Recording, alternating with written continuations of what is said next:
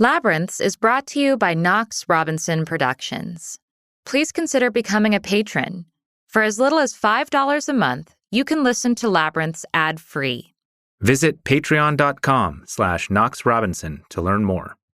I was saying to myself, you know what, if they fire me, maybe this is the best thing that will happen, because right now I work on my research, work my ass off day and night. They fire me, I'll retire, I'll sit on the beach in the Bahamas with the tequila and say, thanks God they fired me, I'm now enjoying life and not working in the lab.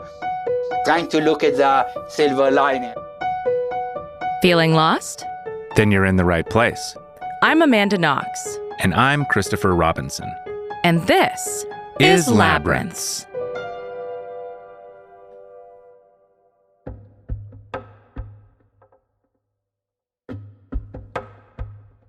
Before Italy, I didn't give much thought to the cognitive biases that shape how we all make sense of the world.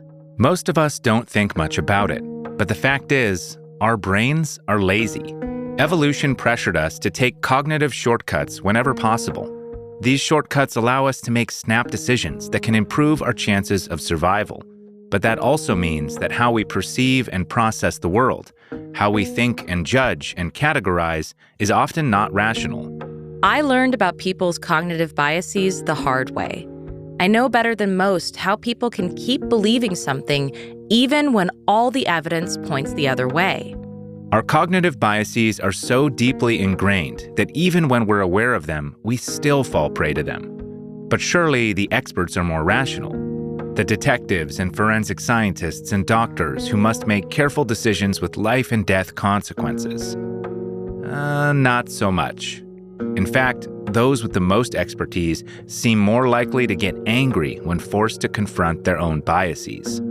Enter Dr. Itiel Dror, a cognitive neuroscientist who specializes in how we perceive, interpret, and draw conclusions about information. His work has earned him many admirers, myself included, but also quite a few enemies. We've known for decades that people are not rational and that people are systematically not rational. My contribution in the last decade is showing that scientists, forensic scientists, and other experts, they too suffer from these biases and make mistakes even when they do so-called objective scientific evaluations. And how did you come into that specific narrow vision? I was doing research with the US Air Force on pilot decision-making. And then I got an email from a fingerprint examiner saying, we do very similar work to what pilots are doing when they have to recognize aircraft and decide if it's friendly or not. And we do it in different orientation. And this is what fingerprint examiners do. And I said, okay, come and talk to me. And we're having this great conversation about the cognitive challenges in making those judgments, until I say that pilots, if they expect an enemy plane to come from a certain part of the sky, they're more likely to make a mistake because they're expecting to see certain aircraft. And he said, no, we forensic examiners are immune to bias. We're not affected by context. And I couldn't believe it. I said, what are you saying? Let's collect data. And he said, you're wasting your time. Forensic examiners only make the decision on the fingerprint. And he and I took a bunch of fingerprints to a bunch of examiners who testified in court, it's a match, 100% a match, I can't be wrong, and gave the same fingerprint to the same examiners, now causing an expectation it's not a match. This was the genius of Dr. Dror's study design. To figure out if fingerprint examiners were being affected by extraneous factors, he needed to alter the context, but hold one variable, the judgment of whether a print was a match, constant. So he went back into old cases, and for each of the international experts who took part in the study, he gave them copies of prints they themselves had marked as matching years prior. But this time, he altered the extraneous case information around the prints, putting them into the context of a known wrongful conviction. It's easy to think that other information shouldn't matter. Fingerprints are all unique, right? They either match or they don't. Way back in 1892, at the dawn of forensic science, English polymath Sir Francis Galton estimated the odds of finding two identical prints at 1 in 64 billion. But while it's true that our fingerprints are incredibly unique, most prints examined in a criminal context are latent prints, impressions lifted off objects, which means they are usually distorted, partial, or otherwise degraded. And there's no accepted scientific standard for how many points of similarity are required to label two prints a match. Which means that a fingerprint examiner's job is often to judge whether a partial smudge lifted from a crime scene matches a carefully inked print. Dr. Dror saw that there was a lot of room for bias to creep in there. And sure enough, when he gave these international experts prints they had previously matched, but now with a new context, most of them said the fingerprints do not match. And that's why I started to get in forensic science. There was a lot of pushback, which still goes on today too. How would you say your work intersects with the problem of wrongful convictions? There are two pieces of evidence that are the most convincing. One is forensic science, and the other one is confession. And those two interact with one another, because when they come to someone and say, we have forensic evidence against you, they're more likely to confess. Right. And if the forensic examiner knows that the person confessed, they're more likely to see that the evidence match when actually it does not. So this is the bias snowball effect, and it's very powerful in convicting wrongful people. And I would like to say the opposite too, and not convicting guilty people. It's not only about convicting innocent, it's about letting people who are guilty walk free. Have you looked at other areas of forensic science and examined how cognitive bias plays into the work of those examiners? From my perspective, once you show it with fingerprint examiner, it applies to all domains. We're talking about basic cognitive architecture, how our expectation impacts our judgment. But they always try to avoid it. So I showed it in fingerprint. So the DNA people said, that's in fingerprint, not in DNA. So we showed it in DNA. So then the forensic anthropology said it's in fingerprint and in DNA, but not in forensic anthropology. And firearms and handwriting, domain after domain, we've shown it again and again. We call it the bias blind spot. Yes, there is a problem with others, not in my domain. Initially, they always resist.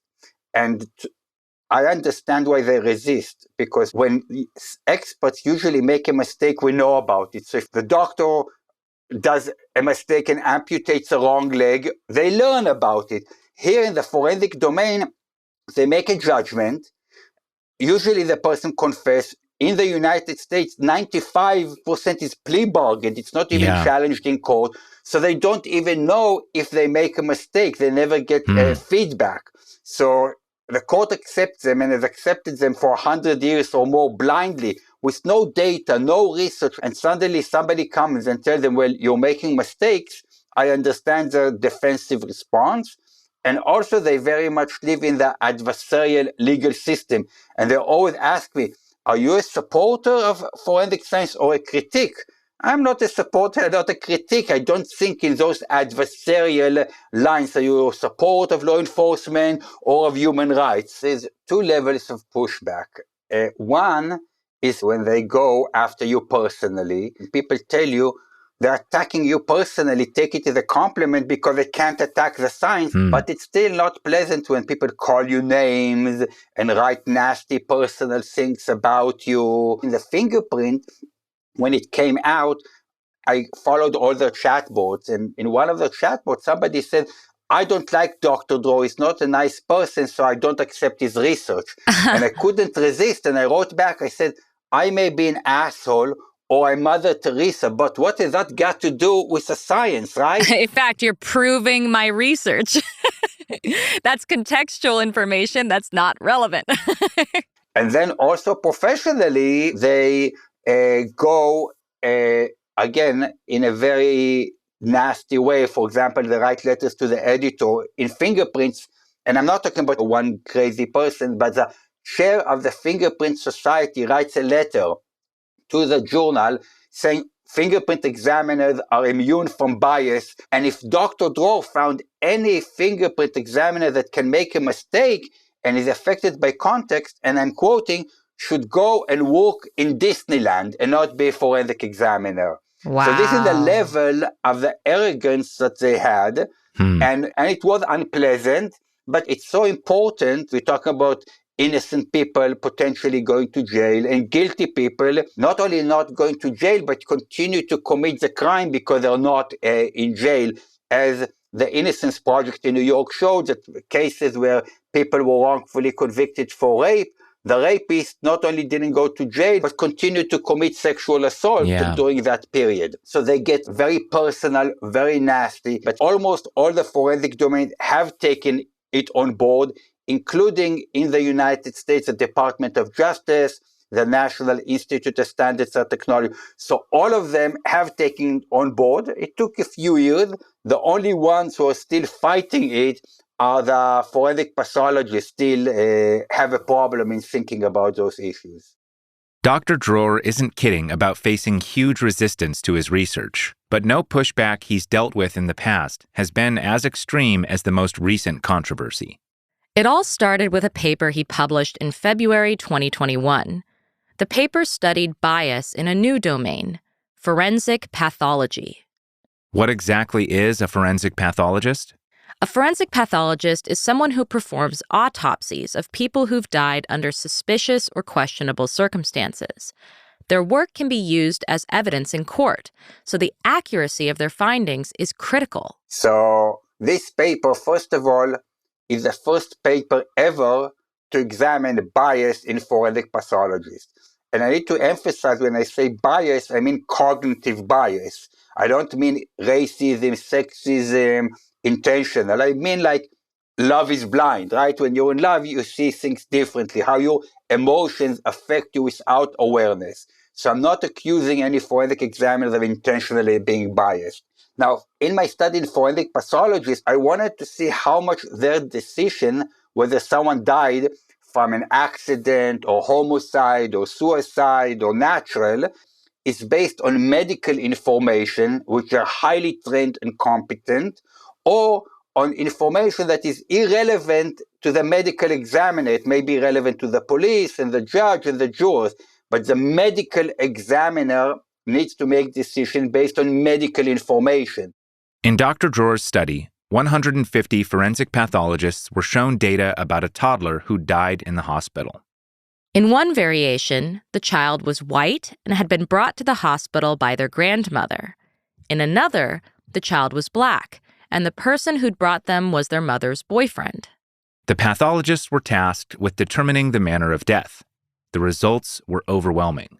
All this information that shouldn't affect a decision of whether the toddler really injured themselves as a result of an accident or homicide, and found a huge impact. So when we gave information that the child is black and brought to the hospital by the mother's boyfriend, they don't believe the story that it's an accident. But when they get identical medical information, but the child is white and brought to the hospital by the grandmother, the vast majority accept that it is an accident and not homicide. Wow. From my point of view, this research is almost boring because it's phenomena that has been shown not only in fingerprints and in DNA, it's been shown with medical doctors and bankers and HR and police officers and every person on the planet. So I'm not breaking new scientific ground, to be honest. I wish I was. I was not surprised at all. But everybody else almost on the planet, and especially the forensic pathologists, were not only surprised, they denied, they wanted the paper to be retracted, they sent letters to the editor with dozens of people, they filed multiple complaints against me to my university, and in a way, they've attracted attention to this research, because how many people read scientific articles? Not many, but fighting it caused tens of thousands to look at the paper.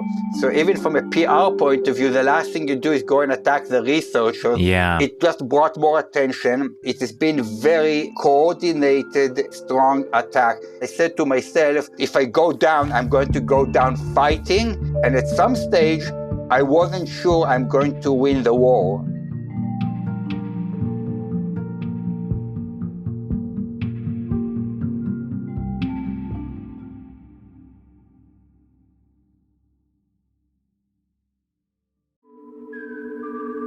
We could give you lots of reasons to support Labyrinths on Patreon, including ad-free episodes and exclusive patron-only content. But why not hear it direct from a listener? My name is Henry, and I've been a supporter of the Labyrinths podcast for some time. I can totally relate to the concept of feeling lost, and I think the stories have helped me tremendously getting through these last couple of years, and I think they would help others as well. Visit patreon.com/Knox Robinson.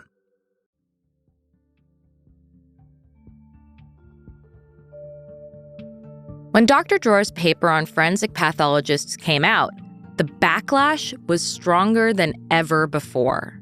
It was and still is a very organized campaign. They filed complaints. They complained about anything you can imagine. Destroying it, they're hoping something will stick to the wall. They complained about everything, the design, the statistical analysis, the participants, whether we had ethical approval, how we recruited participants, anything you can think about. These days, if you get a formal complaint from a National Association of Medical Examiners, they take it very seriously, so they investigate it, and they find the complaint has no merit. You know what they do? They file the complaint again at another organization, and then it's dismissed. So they do it again and again. They file, they believe, 8 complaints. So it's almost, if you ask me, on the verge of dishonesty. If you file a complaint and it's investigated and dismissed, and you file it again with the same claims and it's dismissed, you just do it again and again. Sooner or later, like the lottery, you may get lucky, but luckily all the complaints have been totally dismissed. But I find it a bit astonishing, talking about basic science. No, it's not an academic argument about some theoretical model of brain function. This really sends innocent people to jail, or people who commit horrific homicide, murder of children, going free. And it's time that the forensic pathologists take it on board. I hope they will, but I'm not sure. Because when it came out, I said, bring me to your conference. You don't have to pay me. And let's have a panel. Bring anyone you want and we'll discuss it. And they said, no, we're not interested in having this discourse. I said, come and tell me where I'm wrong. Let's have a debate. Just not willing to have this discussion. And that's very sad, personally, but more professionally. What they attacked the paper is that we manipulated 2 variables. We manipulated the race of the child and who brought them to the hospital. And they're afraid that they will be accused that they did it based on the race of the child. But it seems it's easier for them to say, yes, depending who brought the baby to the hospital, we can decide that it's homicide if it's a mother's boyfriend, and if it's a grandmother, it's an accident. They find that more legitimate or more palatable, I guess because of political views or because racism is such a hot topic. From my perspective, the research question is, does information that is non-medical impact their decision? Number 1. Number 2 is to have transparency, at least if the forensic pathologist says, look, based on the medical information, I cannot determine. But because the mother's boyfriend brought him to the hospital, I'm going to say homicide. But if it was a grandmother, I would say it's an accident. I find it very bad, but at least they're transparent about it. The problem is that it's hidden and given under the presumption of medical findings. Have you ever been impacted at the level of your university job before? Well, I had 2 hearings at the university. I'm at University College London. It's one of the top 10 universities in the world, and they're very strict, and follow procedures. And even though I had no doubt that things were on my side, it was a very unpleasant experience. This was worse than any cross-examination I had in court. They asked very difficult questions. The complaint was very nasty and personal because they didn't say, we think Dr. Dror may have made statistical errors in his analysis. They said, Dr. Dror made terrible statistical mistakes. Even a junior a staff member wouldn't make it. It's an embarrassment to your university, it's an embarrassment to science. They said it in such a nasty, personal way. I said, so what can happen the worst? In contrast to some of my co-authors, which are early in their career, and they just finished medical school not long ago, and they have young families, and they have student loans, if they get fired, it's a very different story. And they went through very unpleasant emotional pressure, worse than I did, because there were complaints filed against them as well. So the article has 7 authors. 4 of them are forensic pathologists. And there were complaints against the 4 forensic pathologists where their career depends. I live in the ivory tower. I'm in the end of my career. I'm relatively immune, and I suffered so much. So imagine some of my colleagues and my co-authors are brave forensic pathologists, 4 out of the 7 who joined the research and wrote the article together with me, that they had complaints, ethical complaints filed against them. It clearly sounds like the people who were attacking you and your colleagues were not coming from a place of professionalism. They had taken your study incredibly personally and were reacting in an incredibly irrational way. We can expect that from regular people out in the world. People don't like being told they're wrong, but we expect something more from professional scientists. Why is it so hard for professional scientists to recognize and acknowledge evidence of their own cognitive biases? That's a great question. So it's not only that some forensic pathologists, and you can see letters to the journal where there's like 80 of them signing, but the president of the National Association of Medical Examiners, they're the one who complained against me. They're not only professionals, they're the leadership of the domain. They should have said, look, maybe Dr. Dror's research is faulty, it has weaknesses, which it does, every research has weaknesses, but it's an important topic, and let us think about it. The leadership poured fuel to the fire rather than leading the professional organization. I guess they're humans, experts are human, and scientists are human, and you spend your career believing you're doing the right thing, and suddenly somebody pulls the carpet under your feet. It's very difficult. The fingerprint examiner who approached me and read the article with the US Air Force, he said we're immune. And when we did the research I told you about and the results came, you know what he did? He wanted to resign from being a forensic examiner. I said, why? He said, I've been doing it for 25 years. My kids are proud of me. I thought I never make mistakes. And now, oh my God, you're telling me. And I said, no, the problem is not so big. Nobody is perfect. And if we acknowledge our weaknesses, we can get better. So I understand the response. I do understand when somebody, an outsider, that's why I wanted to have forensic pathologists co-author the paper with me. So it's not only cognitive scientists, they've been doing it for decades, they're hardworking, they're not aware of their biases, so they get very defensive. But again, you expect more from scientists, and you expect more from people who can send innocent people to jail, can not send guilty people. So you have the responsibility to get beyond your emotions. But hopefully, after they calm down, they'll be able to see it and consider and have a professional discussion. This is, in my view, part of the problem of the entire criminal justice system. No system is perfect. Even systems that are great need to reflect and improve themselves all the time. This is part of getting better. And I find systematically that the criminal justice system and law enforcement are extremely defensive. They don't like to take criticism and to change and evolve unless they're almost forced to, when the public opinion and all what we see happening.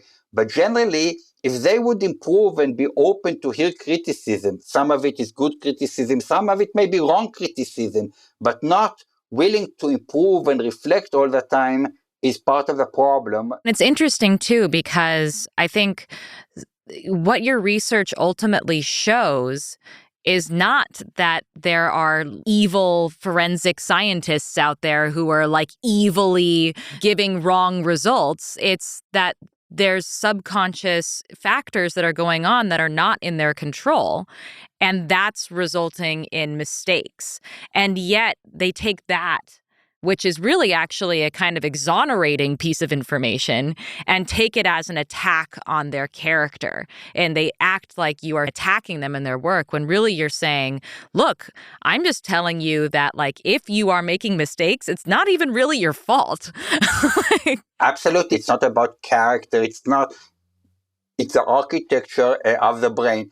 I wish the problem was people who intentionally make mistakes and are biased, because then it's a small problem. It's easy to find relatively and easy to fix. The problem that I'm talking about affects all experts, and it's harder to find because it's implicit cognitive bias. And I always explain when I train forensic examiners that for me as a cognitive scientist, I have no academic interest in people who are intentionally biased or who are incompetent. That's not interesting. What's interesting to me is why smart people do stupid things, why hardworking, dedicated experts make mistakes without their awareness.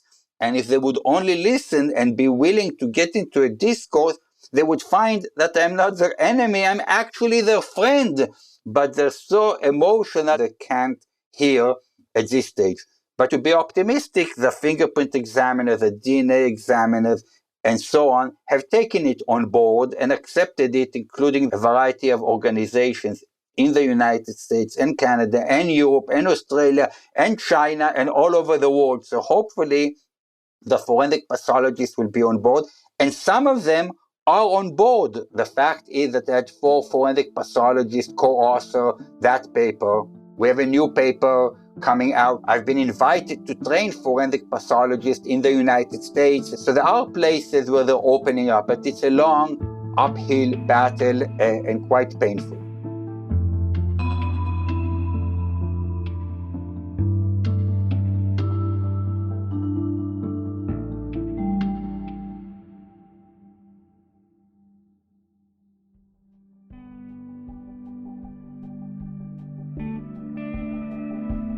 All this talk about bias in forensic science might have you feeling a little disheartened. Are we all so afflicted with cognitive bias that we can't even trust scientific experts? Not necessarily.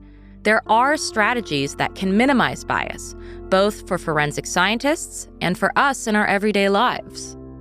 Yeah, there are 2 very simple things. Part number 1, when possible, not to expose experts to information they do not need, irrelevant contextual information. For example, we did research in the United States and found that fingerprint examiners, where they're comparing fingerprints, 40% of the time they know if the suspect has a criminal record. Why do they know if the suspect has a criminal record or not? This is step number 1, when possible, to take out that information. So in the forensic pathology domain, if you do an autopsy, you cannot take away information about the race of the child because you see it. But who brought the child to the hospital, and if the dad had a criminal record or not, is important for the police, but not to the forensic pathology.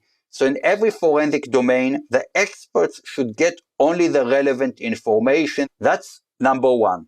Number 2, we have a technique called linear sequential unmasking, LSU. Linear sequential unmasking says you're going to look at the information in a certain order.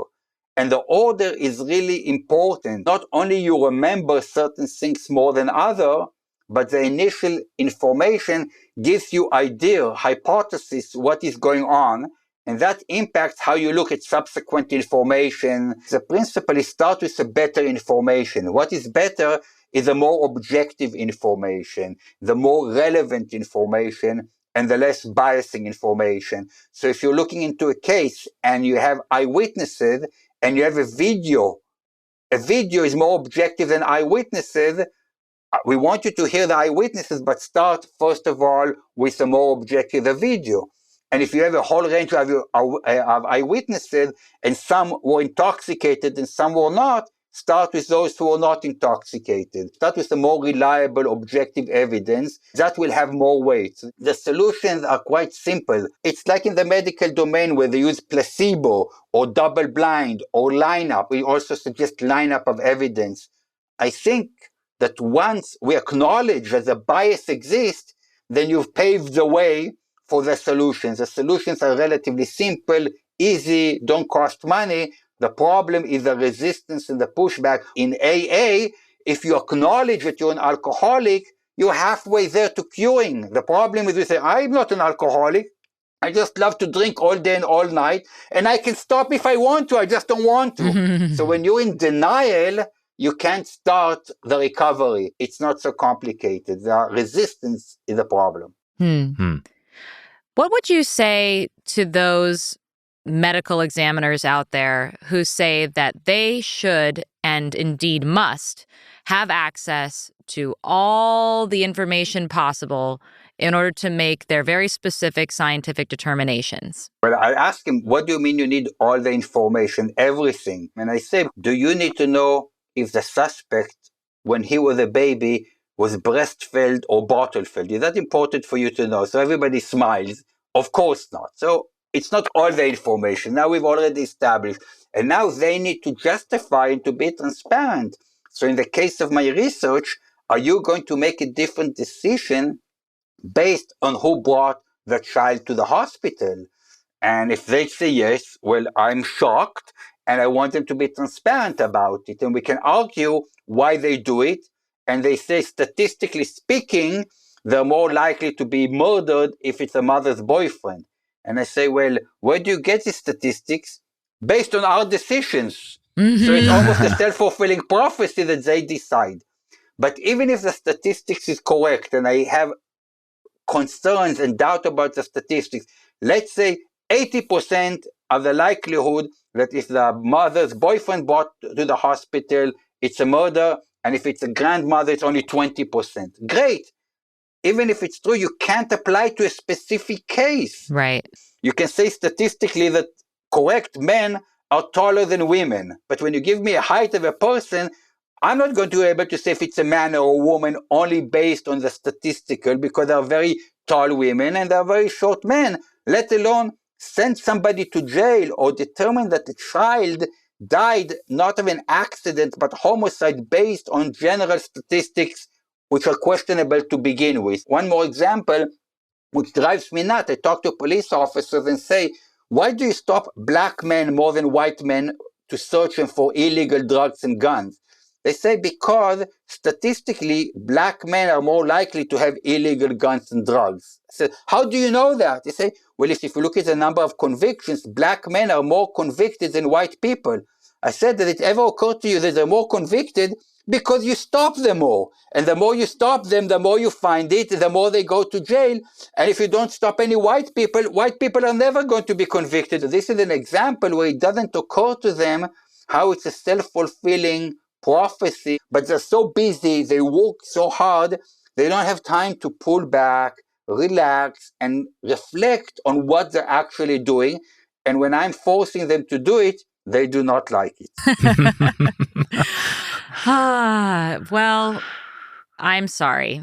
I get really excited about your work. A part of me wants to do a really fun thing, which is to pull back and get super philosophical at this moment and just talk to you about objectivity, subjectivity.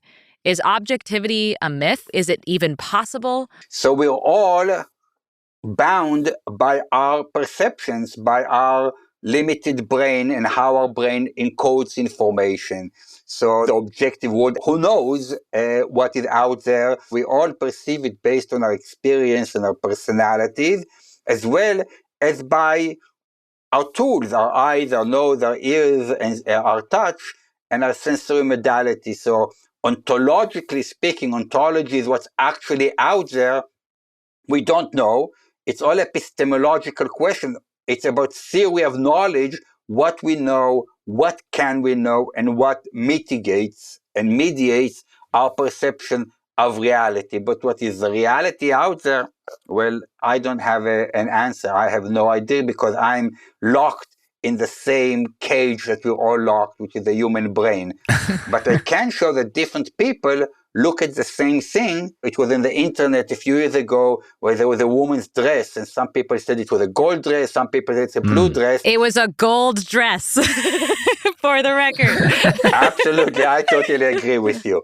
So again, people say we're looking at the same thing and see different things, and we look at things and we don't see things, and we see things that are not there. It all has to do with our architecture of the brain, and what really exists or not, and so on, is big philosophical questions which we do not know and cannot know the answer.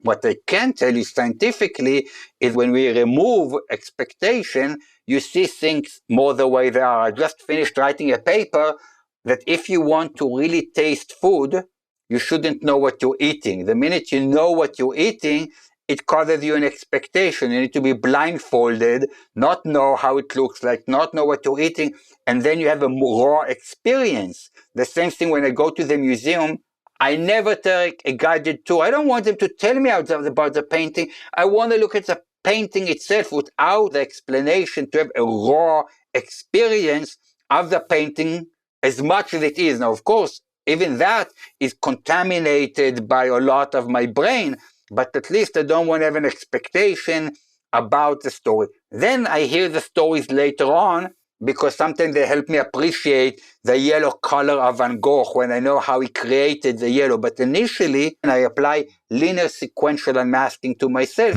After I taste the food, I want to know how it was cooked and what I ate. But initially, the raw experience gives you a stronger feeling. And you can talk about other domains where you can blindfold yourself and do different things, how the sensory perception changes in that case. Just last week, I was eating with a bunch of people. We were eating a duck brain. I didn't tell them what we were eating, and everyone said, "Oh, it's great, lovely." I said, "It's a duck brain." I said, "Oh my God, this is terrible." You know, that brings to mind Borges. Have you read much Borges? Do you know his story, Pierre Menard, author of the Quixote? No. Super interesting story. The concept is that a Frenchman in the 19th century wants to write Don Quixote, and he doesn't want to just copy the text that Cervantes wrote. He wants to author it himself, word for word, the exact same text. And so he learns 17th century Spanish. He goes and does all the things that Cervantes did. He goes to prison. He has the same experiences, and then he produces the text himself. And Borges, who's making this fictional scenario, then reviews Pierre Menard's version and says, actually, it's far more interesting than Cervantes' version. Which is even word for word exactly the same. It's word for word identical text. But of course, how inventive of this 19th century Frenchman to, right? And so the context, which is perhaps irrelevant to the central piece of art, which is Don Quixote, changes the experience of that work of art. And you may say that in that broader context, no one's going to jail over this book, right? So I think when we're talking about questions of justice in forensic science, whether or not that contextual information should be included is a different question. But in the meal case, it's interesting to me, you apply linear sequential unmasking to your meal. You will have a different experience if you learn what the food is first. And your anchoring bias will be its production method and its source and how it was cooked and all that before you get the taste. Whereas the primacy will go to the taste experience isolated if that's what you do first. But is either one of them necessarily better than the other one? I don't know, though, but like you remember that whole wine experiment, right? Where they were like, is these like fancy-pantsy French wines better than these? Like the California wine. They talk about how they make aesthetic judgments that they say are objective. And they're like, these French wines are objectively better than these California wines until they do a blind test. And then, whoa, lo and behold, the California wines blow them out of the water objectively. And it's like, what are we talking about here? I can give you many examples, but I'll give you a personal example. My mom always used to say about my dad, he judges his food or not good when we go to a restaurant, depending on the restaurant. So if it's a very fancy, the waiters are super polite, it's really nice plate, they can give him shit. And he says it's wonderful. And if he goes to a hole in the wall where the waiters are not dressed and are rude, and you get the most tasty food on the planet, the food doesn't taste nice to him. He's so impacted by the restaurant and the mannerism and so on and so forth. But maybe that means you're not impacted by those other factors. Maybe he really appreciates. Well, I think what Itiel's saying, though, is if you were to put him in a blank room and give him 2 different plates of food without telling him the context around what he would have experienced in the service of that food, he might say, oh, this plate of baba ganoush is way better than this T-bone steak. It goes in both directions, though. Like, if the food is really good, you might judge less harshly the attitude of the waiter who was maybe a little snippy or rude or something, right? Depends on the person. Absolutely. It's all both ways, but it goes back to the forensic pathologist. I want transparency. I don't mind someone going to a fancy restaurant and say, oh, I love the service, I love this, but the food stinks. But the problem is when they think the food tastes better when it's not, and it's really because of the atmosphere. So I don't mind if the forensic pathologist or any other expert said, I judge this to be a homicide because the grandmother brought him to the hospital or because he comes from that neighborhood. The problem that this impacts the evaluation of the medical, and the context is hidden under the medical. And I can go to a hole in the wall and say, the steak is great, but I hated the place because there were flies and the waiters were rude. So I can distinguish between them, but when I think and say, no, the steak was bad, regardless, and I'm willing to go to court and testify as an expert, then it's a problem. And someone goes to jail, the chef goes to jail. Sometimes the chef should go to jail, but not in this case. Even though we joke about these techniques, they're extremely important. If implemented properly, they'll make it less likely that biased forensic evidence will be used to convict an innocent person. And increase the chances that the real perpetrator of a crime will be found. Dr. Dror has a new paper coming out soon that expands on the research in his original study.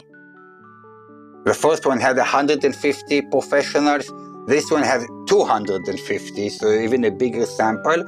And it shows the relationship between the autopsy finding and the contextual information, and showing that the contextual information can override the pathology information. It's so strong that if you give them the pathology information first and they make their mind up based on the medical information, and then you give them the opposite context, they will change their mind to fit the context and override. None of us are immune, but we can all strive to counteract our biases. You can find a link to Dr. Dror's latest paper in the episode description. In the meantime, get lost with us. Find us on Twitter, @AmandaKnox. @ManUnderBridge. And if you don't mind, I'm going to take advantage of your recency bias and suggest you leave Labyrinths a 5-star review right now while it's fresh in your mind. This episode was written, edited, and sound designed by us, with additional writing by Sophia Gates, editing and sound design by Josh Thane, and theme music by Josh Budo-Karp. Speaking of, what do you think of our little studio setup here? It reminds me a bit, and that's a compliment from, what's the series? The Big Bang? Oh, good old Big Bang Theory. I watched that in prison, actually. Chris hates that show because he says that it misrepresents nerds, and he's a nerd, so... Yeah, I don't think it actually presents an accurate picture of what that nerd community is really like. I think that if you say that it doesn't represent the nerd community, it's fact proof that you're a nerd to say that. Fun fact, for every hour of Labyrinths you enjoy, we put in dozens of hours researching, outreaching, interviewing, scripting, editing, and audio engineering. What keeps us going? Coffee. So if you're enjoying Labyrinths, please buy us a coffee. Head over to patreon.com/KnoxRobinson, where you can make a monthly donation. Thanks for getting lost with us.